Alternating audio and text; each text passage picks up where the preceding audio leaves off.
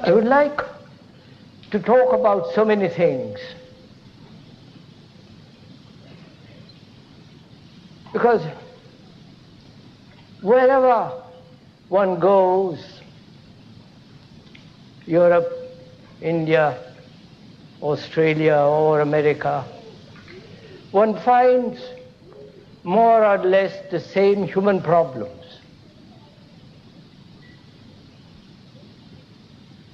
Most human beings in the world are so confused and living a contradictory life. They are thoroughly unhappy, utterly miserable, and in great deal of sorrow. And one's life seems to be a battlefield from the moment you're born till you die. One finds right through the world division, nationalistic, linguistic, religious differences, one sect opposed to another, one way against another, each saying its way is the best and the only one, and so on.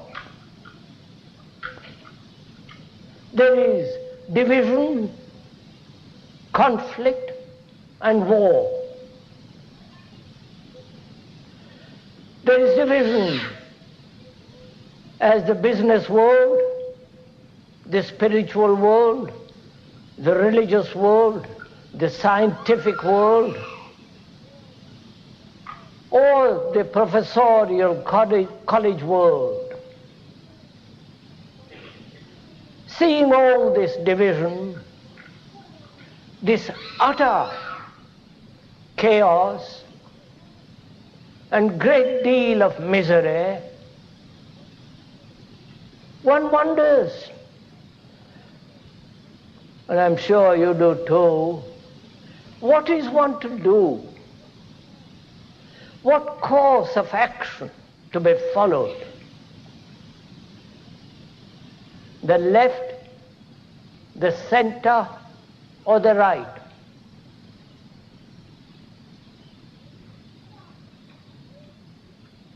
Or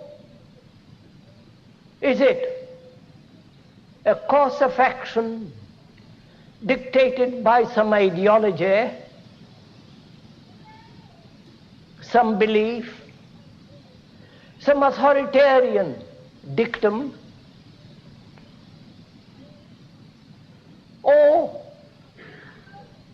must one follow a course of action that doesn't depend on any authority whatsoever,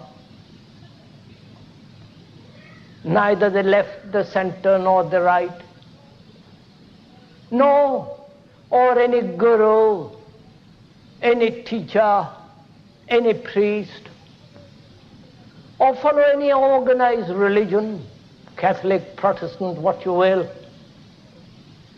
but follow one's own inclination, tendency, or follow one's own experience and knowledge, self-reliant, confident, and purposeful.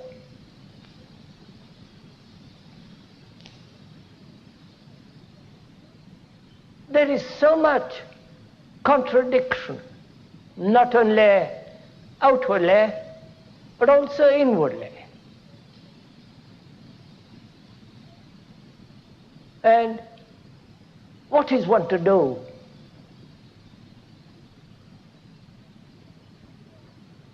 And I'm sure you must have asked this question many times. The more serious one is, the more earnest, and not seeking entertainment, one must have really deeply asked this question, confronted, by a world that is so chaotic, contradictory, divided.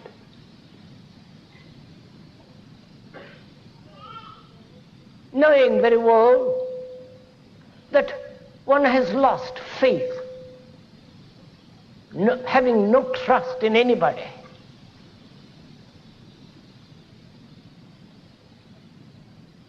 No teacher, no professor, no priest or authoritarian utopia.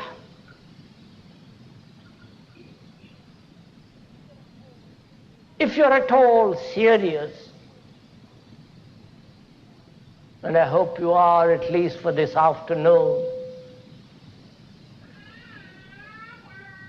you must have not only asked such a question of yourself, but also have found a responding answer to the challenge. What is one to do? Not having faith in another, not be dependent on some savior, some teacher, some authority, then where are you to look for light, for an understanding? What we are trying to do is to find out for ourselves, confronted with this extraordinary problem of living, with all its contradictions and complexities, what is the course of action which will not be contradictory, which will be whole, complete,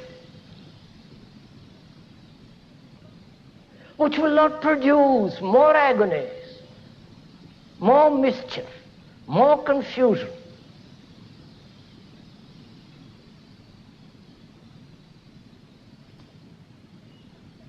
And to find that out is our problem. And I think that's the only problem in life. An action that is not broken up, that's not contradictory, that is continuous, whole, complete and total, so that it doesn't bring more sorrow, more confusion. And if you will, we will go together into this question.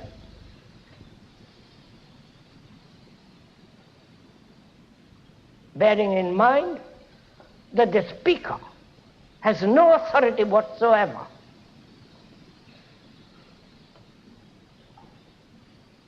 Because both of us are going to examine, observe this phenomenon called life, living, and find out the truth of the matter. If there is an action, a way of living, not at odd moments or in a great crisis, but every day, every minute, a way of living in which there is joy, there is no violence, no brutality,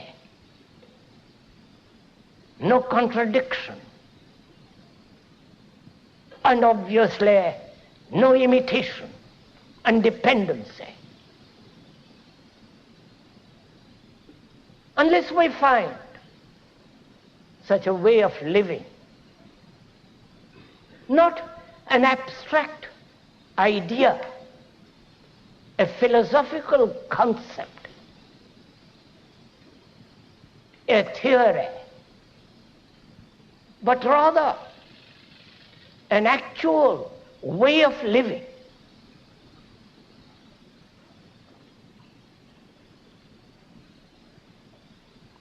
Whether there can be an action so complete, so whole, so completely non-contradictory,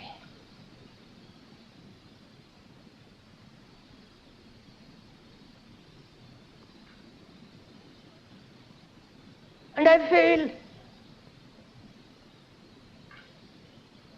to live that way is the only religious way. None other.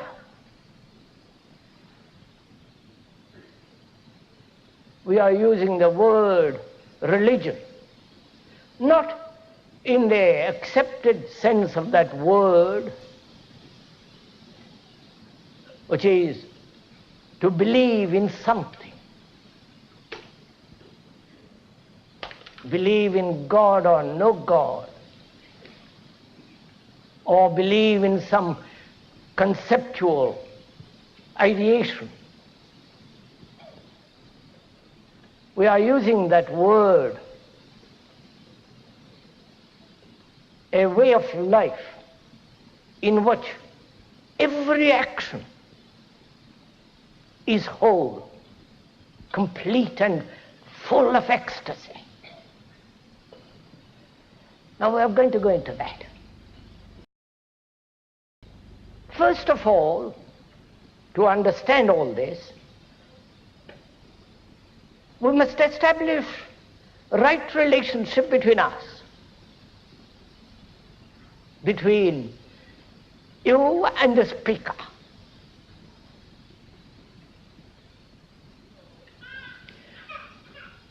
He is not teaching you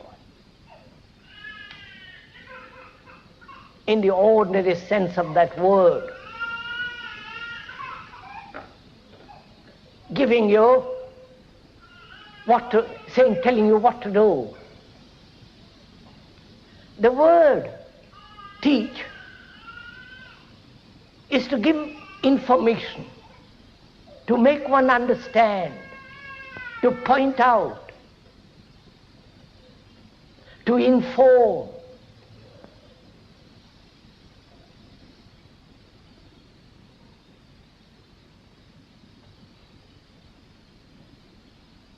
And one can teach mathematics, give you some scientific information. But here, there is no teacher. And we really mean it. Because each one of us has to be his own teacher and his own disciple.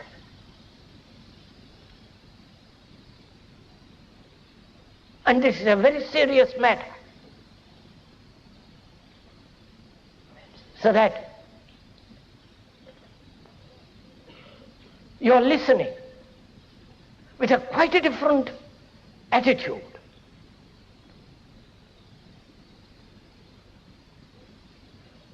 You are listening to the speaker, to the words he's using,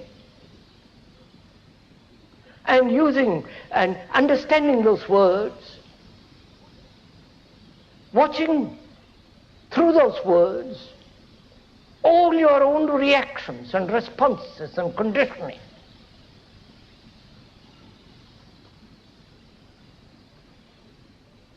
So that you yourself, through your own observation,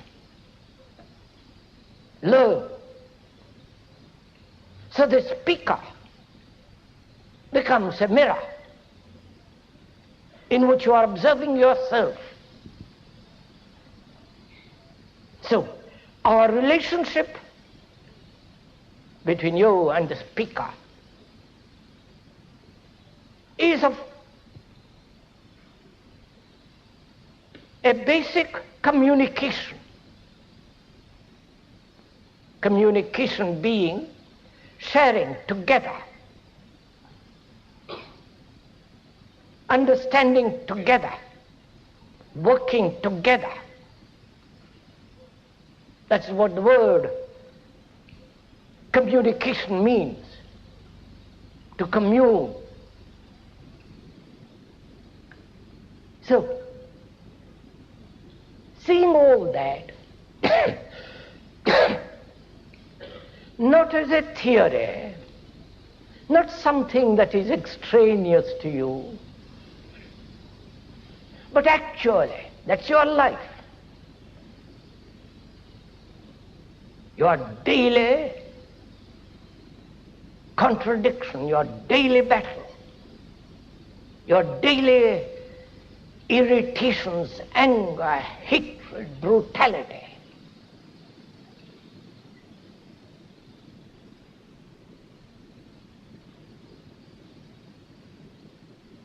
And to say, if all that can end, so that we can live quite a different kind of life, a life that is free, a life that doesn't bring through action misery, a life that is really, completely, totally peaceful.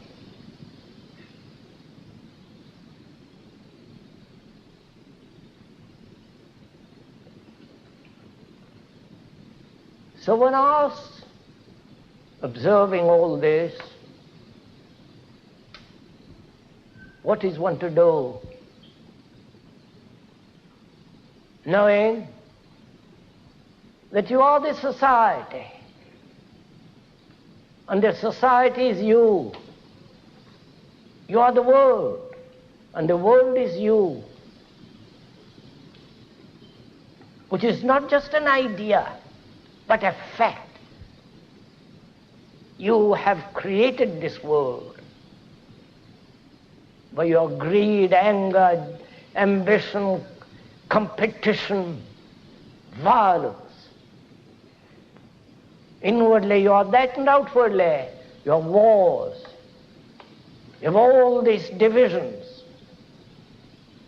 the black and the white and the pink and the blue and all the rest of it.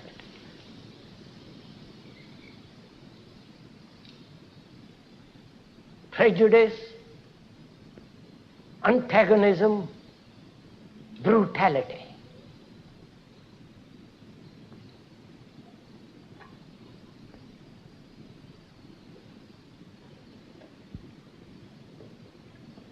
We know this. Either you know it as an idea,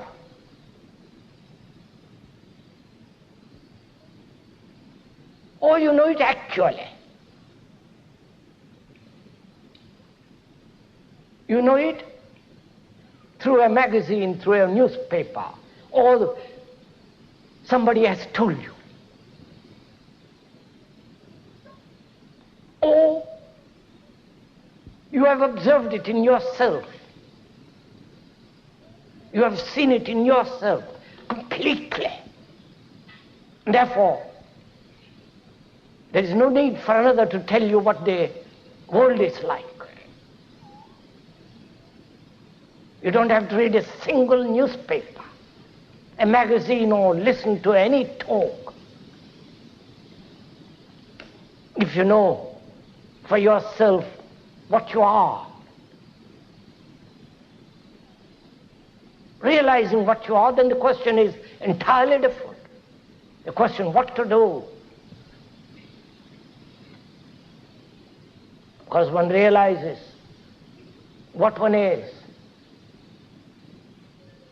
One is confused,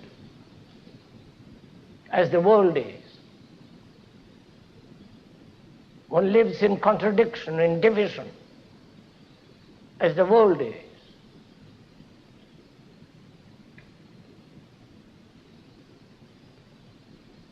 And without understanding oneself, not only at the conscious level, but also very much deeply, very profoundly. Unless there is this understanding, not according to some analyst, Freud, Jung, or your own particular pet analyst,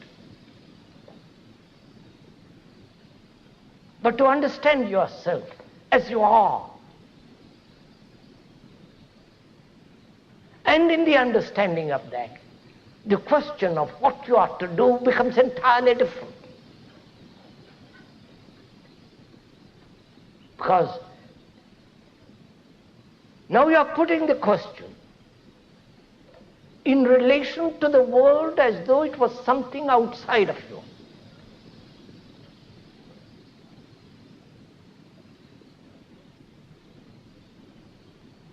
To what political party you should join, to what group, the pacifists, and so on, to what group, to what section. So you are putting the world as something outside of you. But when one realizes, not verbally,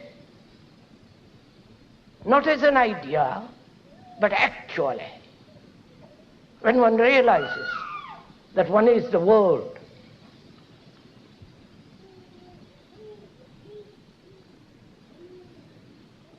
and one's responsibility to the world is the responsibility of understanding yourself so completely.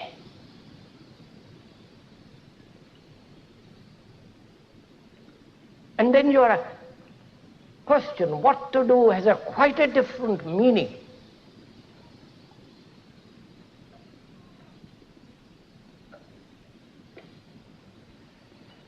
So the question is,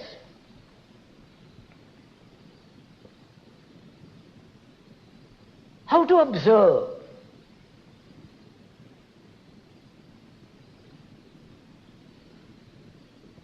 How to observe oneself? Oneself being the total human being.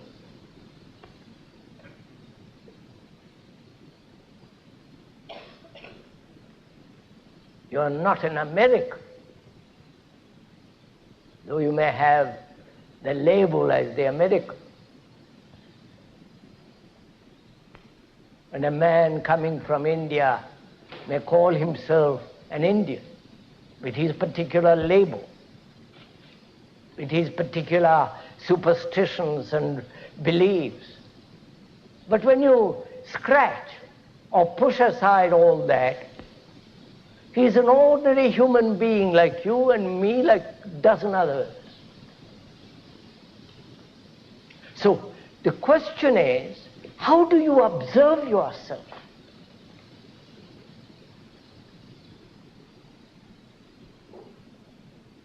Because without knowing yourself, who is the world, not an individual. The word individual means a total entity, indivisible.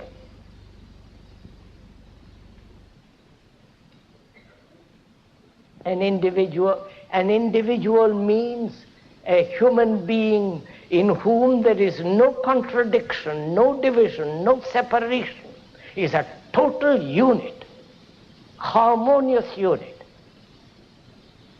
That word, the individual, means that, indivisible. So we are not you are not individuals, you're all broken up, contradictory in yourself.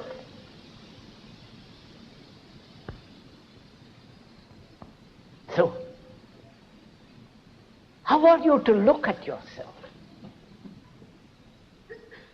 Please do listen to this. It's quite absorbing, this. It demands a great deal of intelligence. It's great fun. much more fun than any book.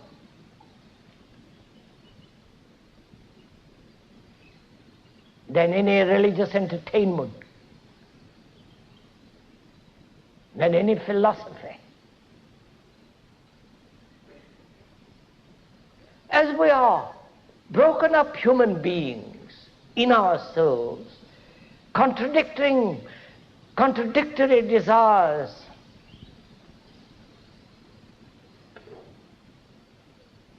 feeling inferior or superior, being afraid,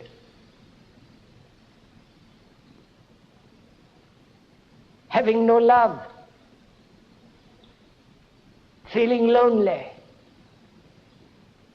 fragmented, not only superficially but deeply.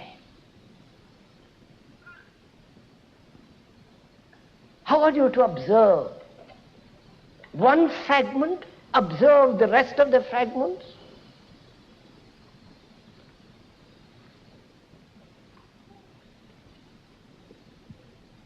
One becoming the censor, the examiner, the observer,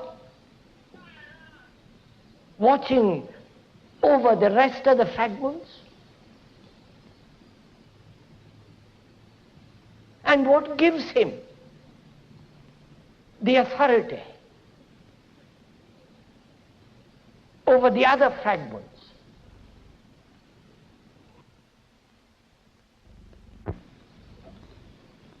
So the question is, who is the observer?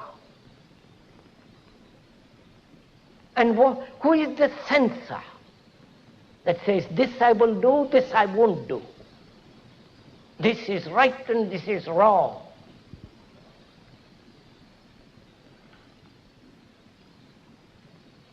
This path I will take and I won't tread that path. I'll be a pacifist with regard to this war, but I have other favorite wars.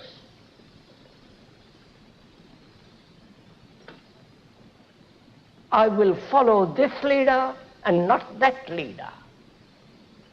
I believe in this and not in that.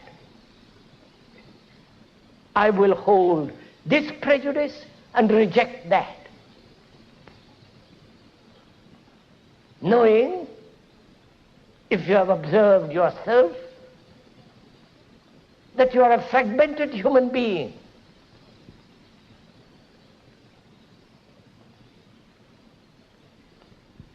And therefore, being fragmented, contradictory, living in constant conflict,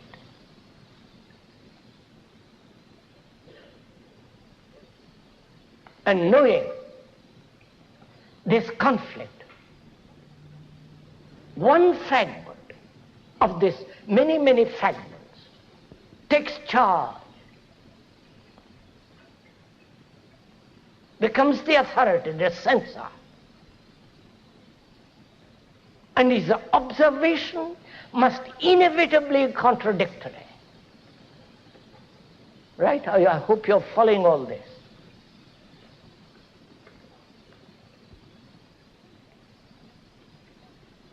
If one fragment, one part of you assumes the authority of the analyzer over the other fragments, why has he assumed that authority? And can he, one fragment, analyze the rest of the other fragments? You're following all this? See how dreadfully complex it has all become.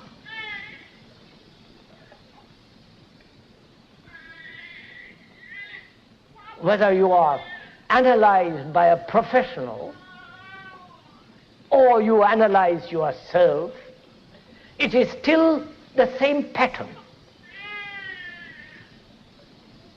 So it's very important to find out how to observe.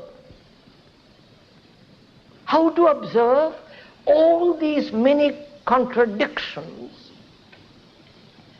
which make up our life. How to observe the whole of those fragments without another fragment taking place. But it's very important to find out, because as long as there is contradiction, division in oneself, there must be conflict, there must be violence, which expresses itself in the world, outside, in society. And as long as this fragmentation exists within one, there can be no peace. And a man who really deeply wants to understand and live a peaceful life, a life of love, must understand this question completely. Therefore, it's a very serious matter. Not just an afternoon's listening to a few words. We are dealing with the whole problem of existence. And it's only the mind that can give serious attention to this that is able to resolve it. So it's very important, imperative, that one understand this question.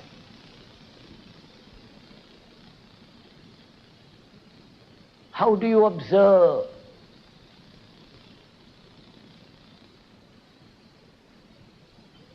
Do you observe yourself as an outsider, as a censor, saying this is right, this is wrong, justifying, condemning, approving, storing up? And if you do, there is a contradiction, and therefore conflict, and therefore violence.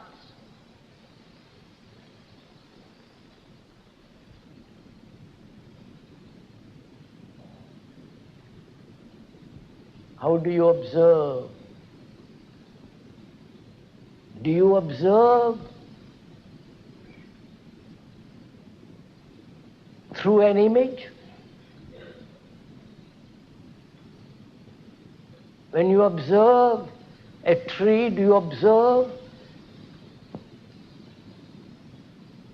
with knowledge of that tree? The knowledge that separates you from the tree, divides you, brings about a space between you and the tree. How do you observe? How do you observe your wife and your husband? Or your girl or boy? How do you observe them? Watch yourself, sir. Please do it as we are talking. Don't make notes. Don't fiddle around with tape recorder. But watch it. How do you look at another?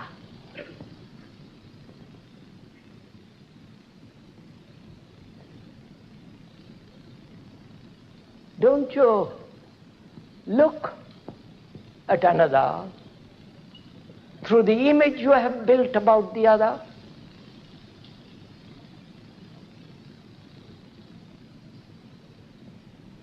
The image that you have been building for many years, or perhaps 2 days.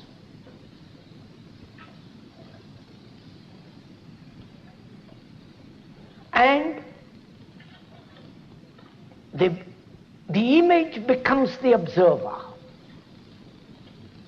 Right? Are you following this?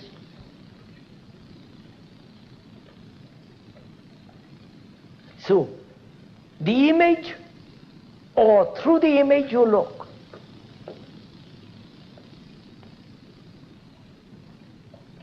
So the sensor, the observer,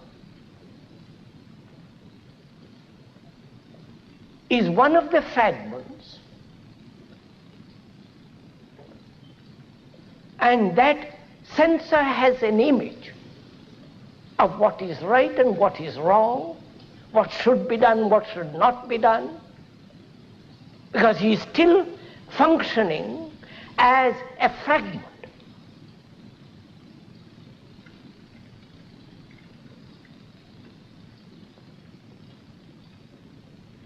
So the question from this arises whether one can observe without any fragment.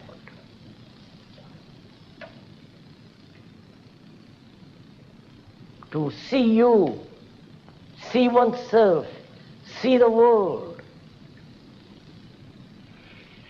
without fragmentation at all. And what brings about fragmentation? Not only in oneself, but also in the world of which one is. What brings it about? Why is one fragmented? Why there are contradictory desires?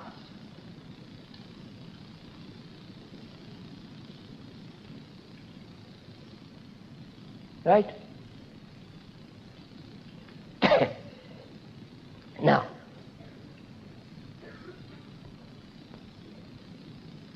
why is one violent?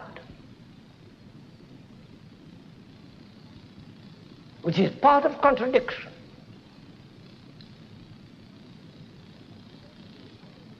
There are many causes why human beings are violent. Lack of physical space,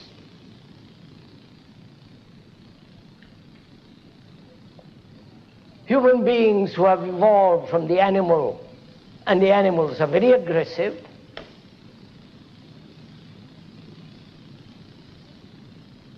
and people love being aggressive.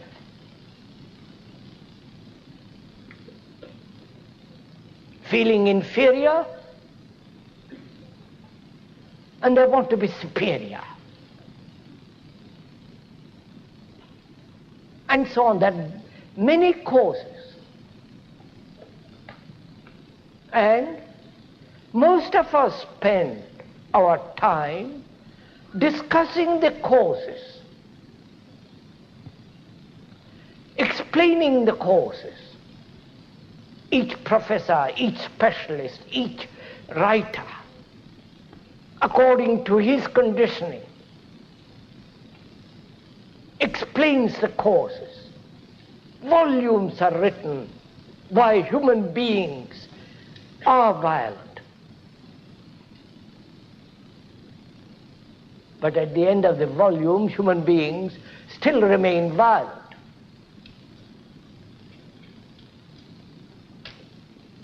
So, the description is not the described, and therefore is of very little value. You know why you are violent very well. You haven't got to spend years trying to find out the cause of your violence, which is such a waste of time. But to observe violence as it is,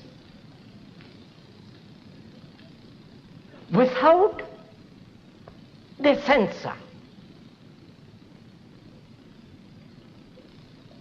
who then separates himself from the fact that he is violent. Are we meeting each other? Are we communicating with each other?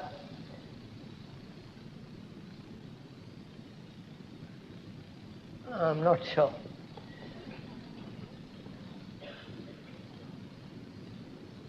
Look, sirs,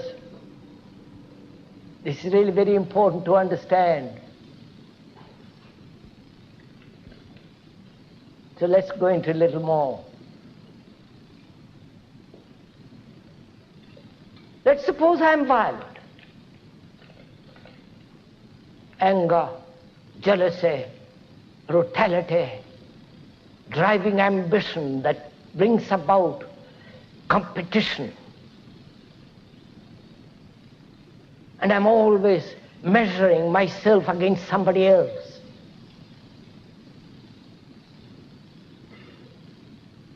And this comparison makes me feel I'm inferior to you who are superior. So there is a battle, violence. I know all that. Then I say to myself, I must get rid of this. I want to live at peace. Though I've lived for thousands and thousands of years as a human being, there must be a change. There must be change in society. However rotten it is, and it is. So I'll plunge into social work and therefore forget myself. And the social work and the society is me.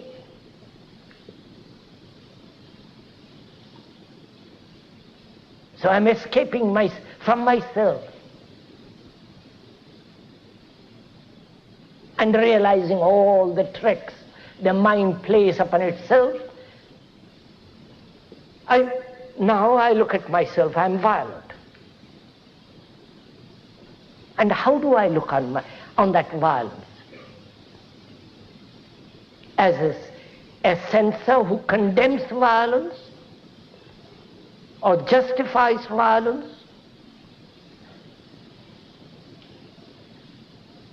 Or one who is not capable of dealing with that violence, therefore escapes from it? How do I look at myself, look at that violence? Please do it. Are you looking at it as an observer who is different from violence?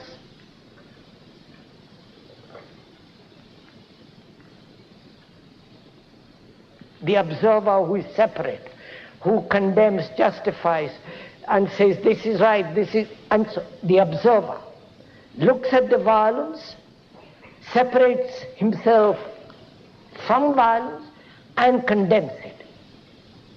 Or is the observer the observed? You're following? The observer recognizes violence and separates himself in order to do something about it. But this separation is one of the tricks of thought. So the observer is the observed, is the violence. So long as there is a division between the observer and the observed, there must be violence. Right?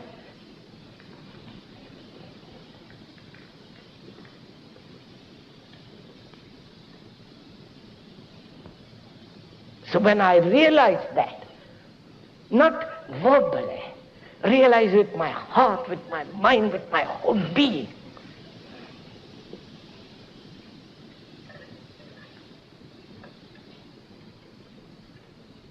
then what takes place?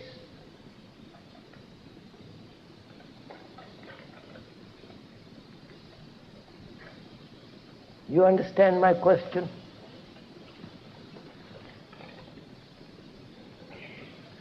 You know, when you observe anything,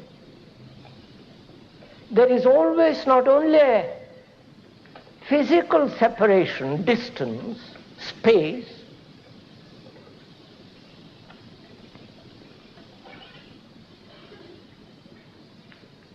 there is also the desire to identify yourself with that which is beautiful, noble, and not identify yourself with that which is not. So identification is part of the trick.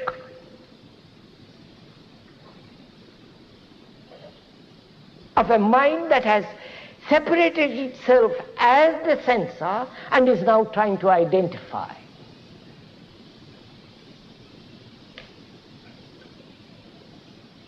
But whereas when the observer becomes aware that he is part of the observed, and he is,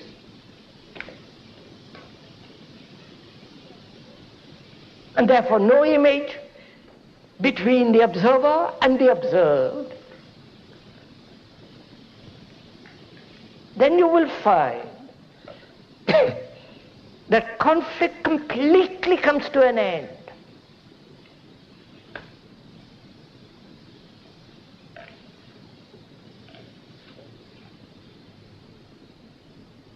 This is real meditation. This is not just a trick.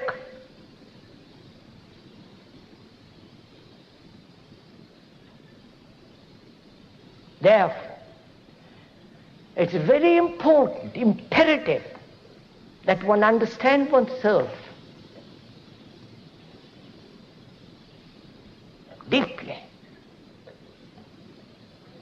Understand all the responses, the conditioning, the various temperaments, characteristics, tendencies, just to watch without the observer. We are meeting now to observe without the observer.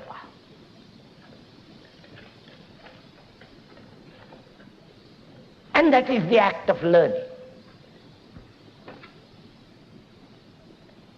And so that's the act, that is the action. Now, there is a difficulty in this. One is observing oneself. One wants to learn about oneself.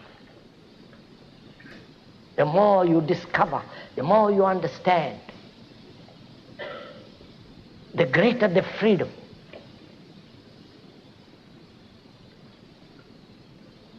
I'm using the word more purposely for the moment. The more is the comparative evaluation. I want to understand myself, learn about myself. In observing myself, please do this as the speaker is going into it. Do it actually. Don't take it home and think about it. Do it now. This is not a group therapy or a confession or all that nonsense. But watch yourself as we are working together. I want to learn about myself. And myself is a living movement. Each desire contradicts the other. They're living, moving, they're vital. And I observe. And through that observation I've learned. With what I have learned, I am going to look next minute. Right? You follow this? I am going to look, observe with the knowledge which I have gathered through previous observation.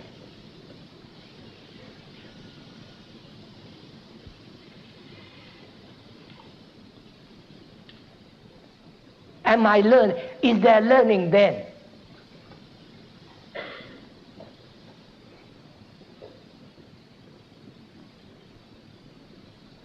Because when the mind observes with an accumulated knowledge of its examination, from its examination, that knowledge is preventing perception. That knowledge is preventing the freedom to look, see the difficulty. So can the mind observe without accumulation?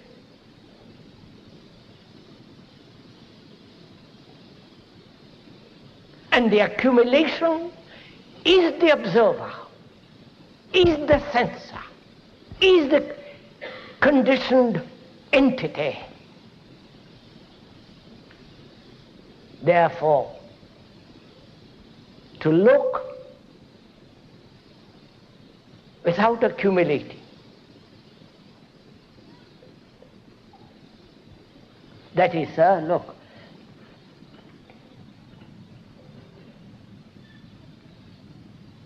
someone flatters you, says how nice you are, how beautiful you are, how very intelligent, or how stupid you are. Now, can you listen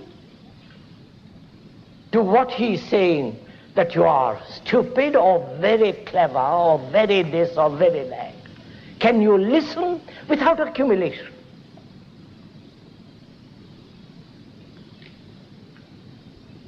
That is, without accumulating the insult or the flattery.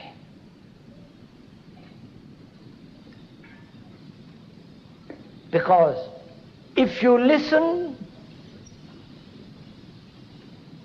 with accumulation, then he becomes your enemy or your friend.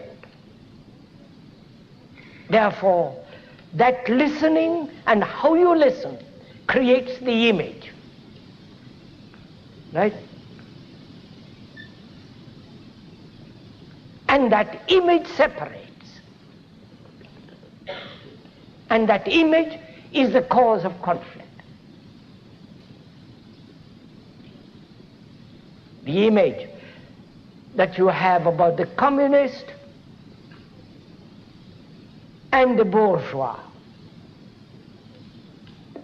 The image you have about the Catholic, if you are a Protestant. And the Catholic has the image about the Protestant.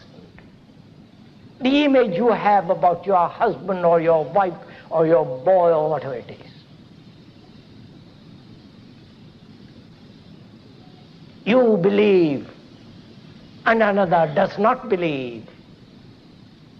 So there is contradiction. So can you observe without separation?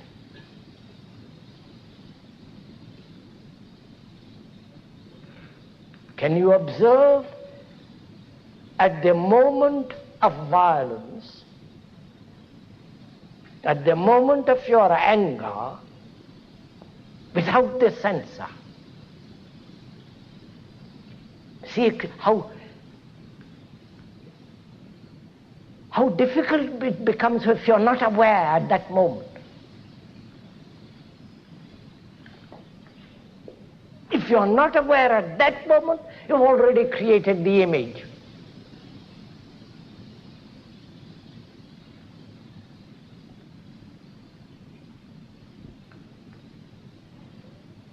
So to observe the cloud,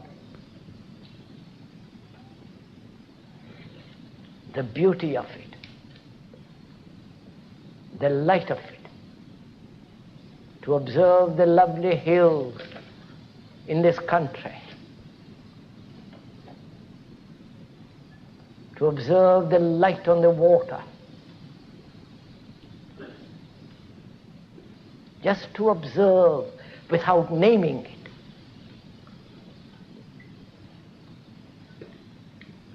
Because that the naming, the knowledge, the experience prevents the mind from observing totally.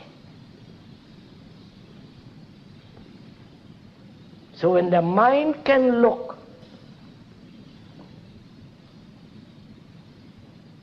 without the observer, all fragments come to an end in oneself.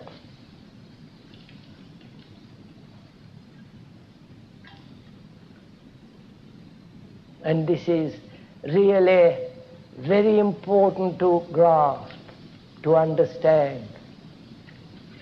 And this cannot be taught by another.